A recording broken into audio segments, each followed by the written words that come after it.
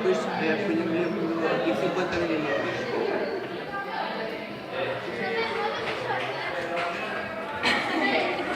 Posteriormente, antes habería que encher a bureta desta disolución e enrosar a cero.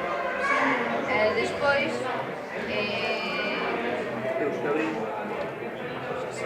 abrir que pase este líquido e que faga este transparente.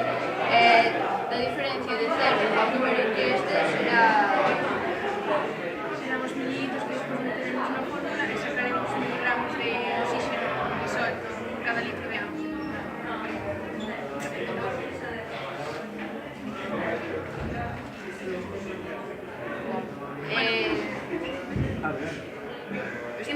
Enrasar quere decir que esta línea, o sea, nas buretas e nas probetas igual, a línea que marca un número e a cantidade de contido que teña dentro fai unha onda así e esa onda, a parte baixa da onda, ten que estar xusto nesa línea. Por eso, se vos fixades, a parte, o sea, o vértice máis baixo desa onda está xusto na línea do cero. E agora Miguel vai vos explicar como.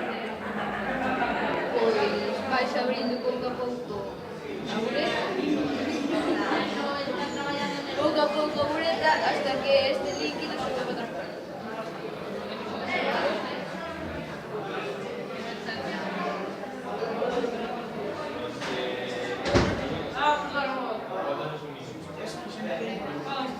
Eso é interesante.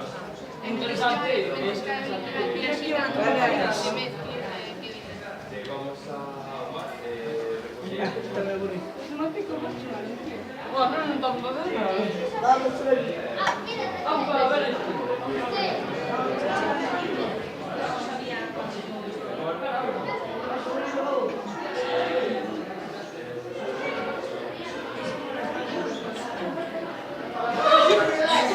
Ya está transparente.